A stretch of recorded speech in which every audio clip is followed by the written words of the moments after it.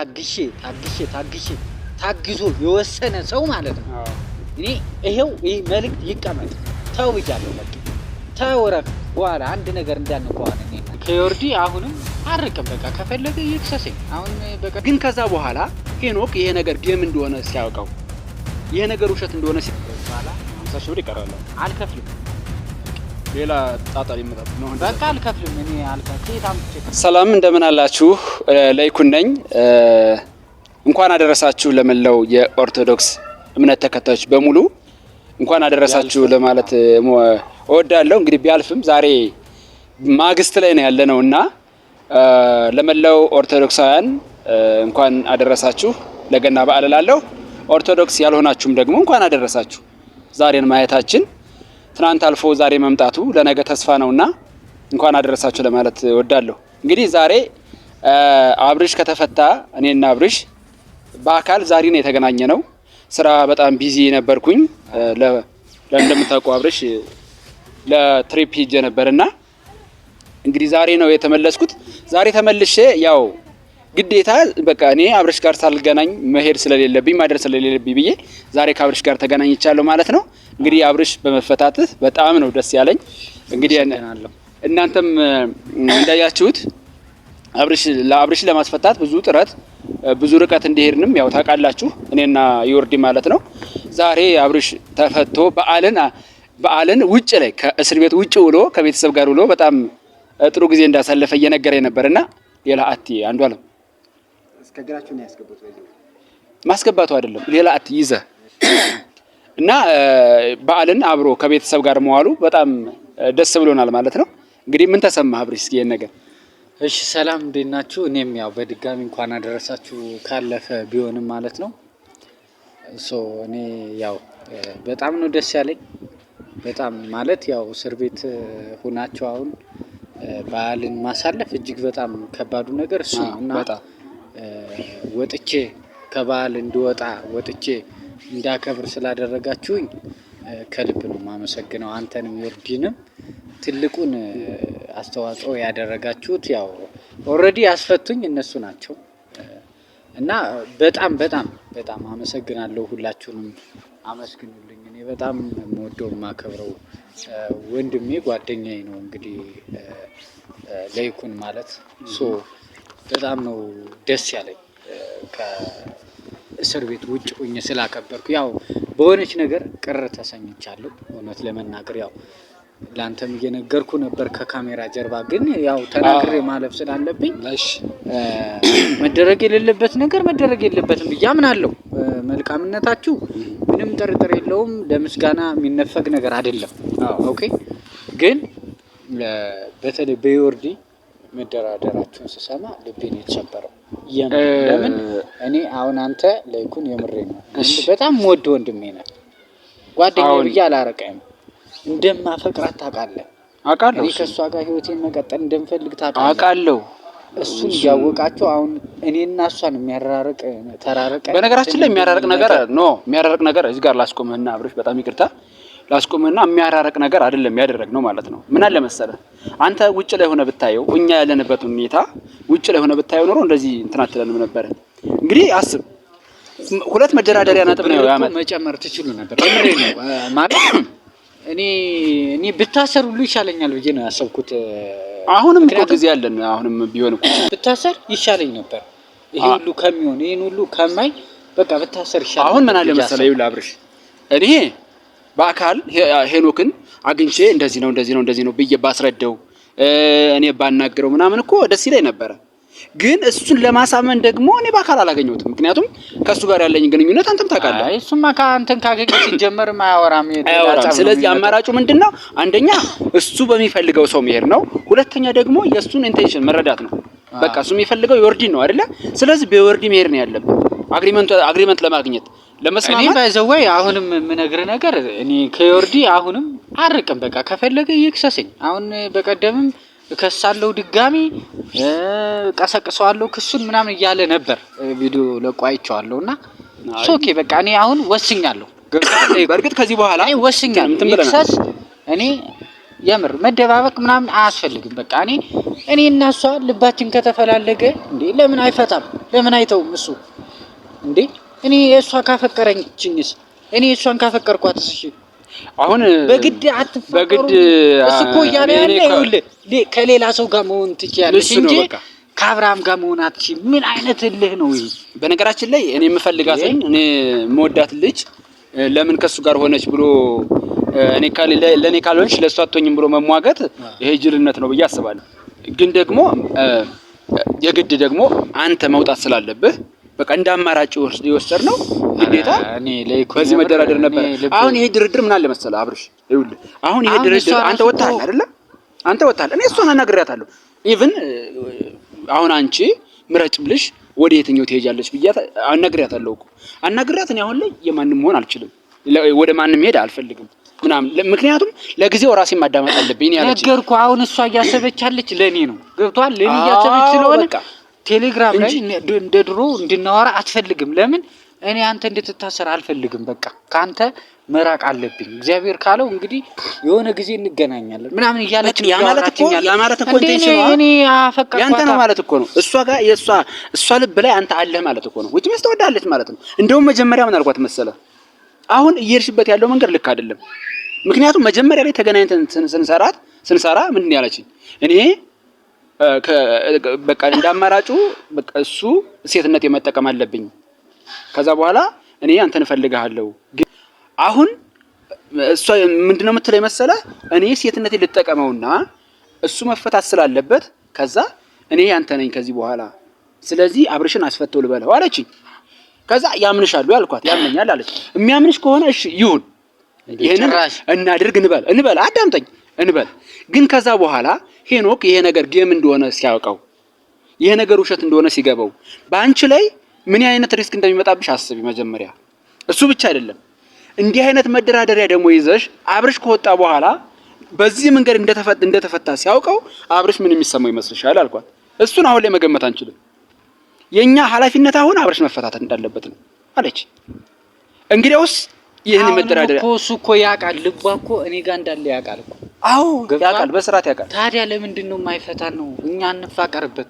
አሁን የምሬን ነው። እሱን እንግዲህ እኔ ወዳታለሁ የምር እኔ ከልብ ነው ማፈቅራት። በጣም መልካም ሰው ነች። ለኔ መስፈርቴ ይሄ አሁን እኔ አንተ ለምሳሌ እንደዚህ አይነት ሴት ብትሆን ደስ ይለኛል ብለህ የምታስቀምጣት አይነት ለኔ ደግሞ እሷ እንደሷ አይነት ሴት ናት። ገብቷል? የምትሆነኝ ምርጫ ነች። ልቧን አውቀዋለሁ። እንፈላለጋለን። አሁን በግድ ነው የተራራቅነው። በግድ ተራራቀናል። በግድ ተገደን ማለት ነው። ለምን እኔ አልፈልግም። እኔ እንድርቃት አልፈልግም። የፈለገው ይምጣ ነው ያልኳት። እሷ ግን ምንድነው አሁንም ለኔ ነው የምታዝነው፣ ለኔ ነው የምታስበው። በቃ አንተ እንድትታሰርብኝ አልፈልግም እኮ። ያምን መሰለህ እኔ ልታሰር ታስሬ ስወጣም ቢሆን አገኛታለሁ። እንዳትታሰር እኮ ነው አይደል እንዴ? አንተ እንዳትታሰር ብላ እኮ ነው እንደዚህ አይነት እንትን ብላ አንተ ይሄንን መስዋዕትነት የከፈለችው። ስለዚህ ልታሰር አይደለም ልንገርህ። ሲጀመር በመጀመሪያ ላይ ዝም ብለን 50 ሺህ ብር እንስጠውና ለሄኖክ 50 ሺህ ብር በ50 ሺህ ብር እንደራደር አልኳት። በ50 ሺህ ብር እንደራደር ስላት እምቢ ላይፈልግ ይችላል። ገንዘብ ላይፈልግ ይችላል። 50 ሺህ ብር ላይፈልግ ይችላል። ገንዘቡ አነሰ ሊል ይችላል ምናምን እንዴ እሺ ሌላ ምንም ምርጫለን ስላት እንግዲያውስ በቃ ቢያንስ 100 ሺህ ብር በ100 ሺህ ብር እንደራደረውና አለች። በ100 ሺህ ብር እንደራደረውና የሚሆነውን እናያለን አለች። ከዛ በምን ተደራደረው ይመጣሉ? አንደኛው በ100 ሺህ ብር፣ ሁለተኛ ደግሞ በሷ ማለት ነው። ከሱ አጠገብ እንዳደርሽ ሲላታው ጤናማ አሁን ከሂሊና ማምለጥ አትችልም ነው እንጂ እኮ አሁን እኮ ከሂሊና ማምለጥ አትችልም። አሁን እኮ ይሄ ሄኖክ የሚባል ሰው እኔና እሷ ባይዘጓይ ማንም እሷን ሲከታተል የሚውል ሰው የለም። ገብቶሃል? በየትኛው መንገድ እኔና እሷ መገናኘት እንችላለን። አሁንም አስረግጬ የምነግርህ ማለት ነው። ከፈለክ ክሰስ አብረው ሆነዋል ብለህ ሲጀመር እኔ ራሱ አብረው እንዲሆኑ እኔ ራሴን ድርሻ እወጣለሁ። ሲጀመርም መጀመሪያ እንደውም አብረህ ሳልነግርህ እኔ የእውነት ነው የምልህ ማለት እሱ በጣም ገገመብን ማለት ነው። በቃ አይሆንም አይደረግም ሲለን ምንድነው እኔ የወሰድኩት አማራጭ ምንድነው? 2 ቀን 3 ቀን እሰጠዋለሁ። በዚህ ቀን አብረሽ ካልተፈታ እኔ የራሴን እርምጃ ወስዳለሁ ብዬ ነበር። በቃ ሄጄ እኔ እሱ እንደሚለው በቃ እንትን ብዬ የእውነት በቃ የራሴን እርምጃ ወስዳለሁ ምናምን ብዬ ቆርጬ የተነሳሁበት ጊዜ ነበር። ስለዚህ አሁን እንኳን ተፈታ እንኳን አብረን ዋል። እኔ እንደውም እንኳን በዚሁ አጋጣሚ የምናገረው ነገር ምንድነው 50 ሺህ ብር እንግዲህ እናንተ ከየትም አምጣችሁ ከፍላችኋል። በጣም ነው ማመሰግነው።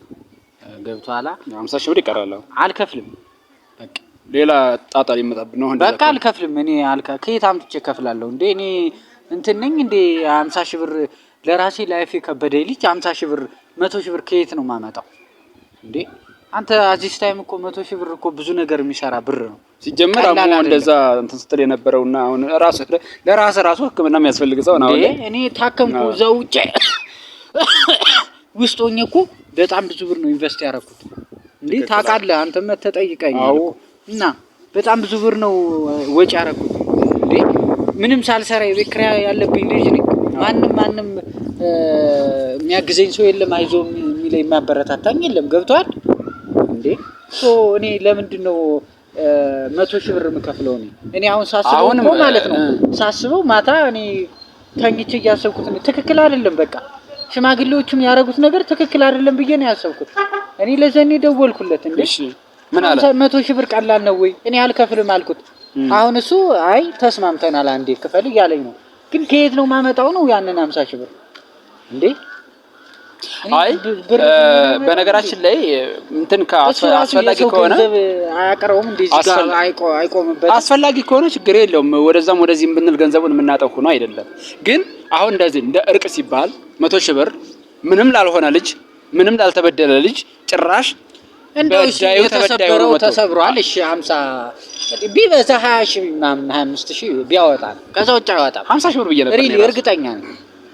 ስለዚህ በዳዩ ተበዳይ ሆኖ ሲመጣ እንዲህ አይነት ፍርድ ፌር አይደለም ብዬ ነው የማስበው።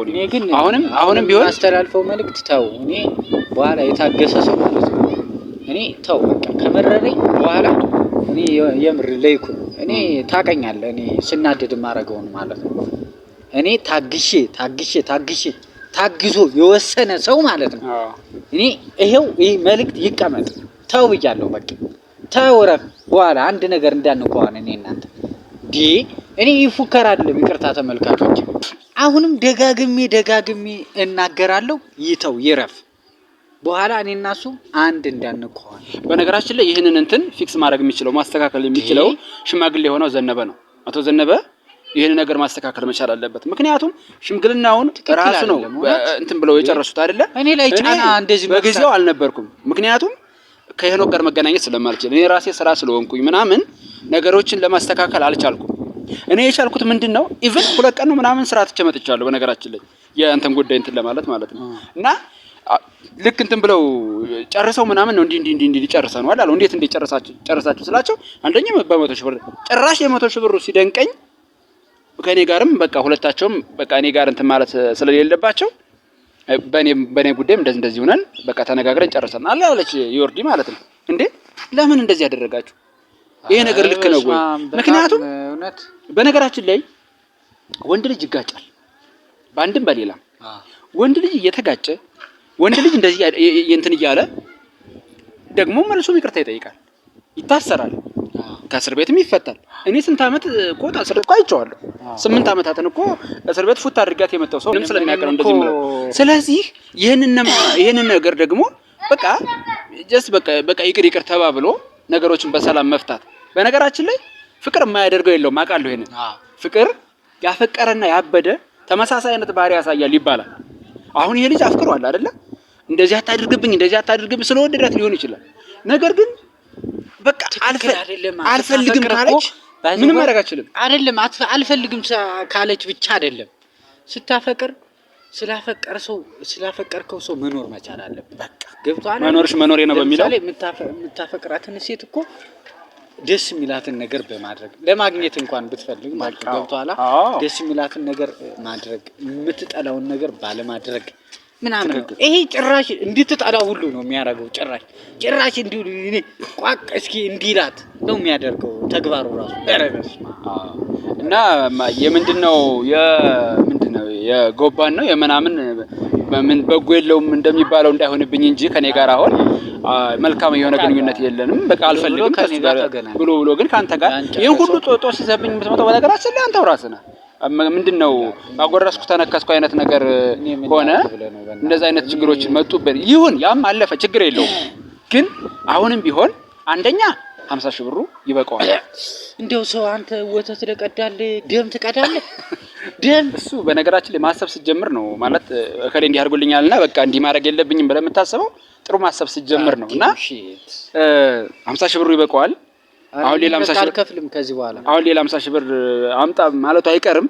ሌላ ችግር ሊፈጠር ይችላል።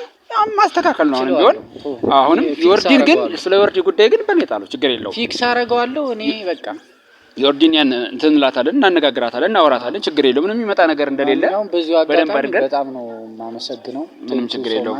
ምንም ችግር የለውም። ምክንያቱም በሱ እና በዮርዲ ምክንያት ነው እንግዲህ እኔ በጣም ተደስቼው አልኩት በዓልን ፈታ ብዬ እንዲውል ያደረጉኝ እነሱ ናቸውና ምስጋና አድርሱልኝ። እሺ ምንም አይደለም። እሺ ተመልካቾቼ እንግዲህ አብርሽ ተፈቶ በዓልን ከቤተሰብ ጋር ከጓደኞቹ ጋር ውሎ ዛሬ ላይ ተገናኝተናል እና ይሄንን ደግሞ በእውነት ይሄን ደስታ ለእናንተም ለተመልካቾቻችን ማድረስ ይጠበቅብናል በሚለው ነው ዛሬ ላይ የመጣሁትና ኢቭን ከስራ እንደመጣሁ ነው ቀጥታ እሱን ያገኘሁትና አብርሽ ስለተፈታ በጣም ደስ ብሎኛል። አይ ሆፕ እናንተም ደስ እንደሚላችሁ ተስፋ አደርጋለሁኝ።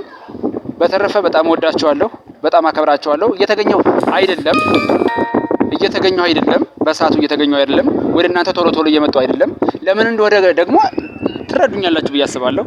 ስራ ነው እየሰራው ያለው በጣም ቢዚ ስለሆንኩኝ ቢዚ ያደርጋልና ለዛ ነው። በዛ ላይ ደግሞ ትንሽ በተለያዩ ቦታዎች ላይ እየዞርኩኝ አንዳንድ ነገሮችን እሰራለሁኝ። እንደዚህ ባለታሪኮችን እያመጣውም አዋራለሁ እንደዚህና እንደዚህ አይነት ስራ ስለሆነ በስ ያው በጋዜጠኝነት ትምህርት እንደተመረቁ ታውቃላችሁ። ከዚህ በፊት ያነገርኳችሁ ስለሆነ እሱ ስራ ደግሞ ከተለያየ ሲያገናኛችኋል። የተለያየ ቦታ ትሄዳላችሁ ምናምን አካባቢ ትዞራላችሁ፣ ትቃኛላችሁና እንደዛም ስለሚሆን ትረዱኛላችሁ ብዬ አስባለሁ። በጣም ወዳችኋለሁ፣ አከብራችኋለሁ። መልካም ጊዜን ተመኘውላችሁ። እወዳችኋለሁ።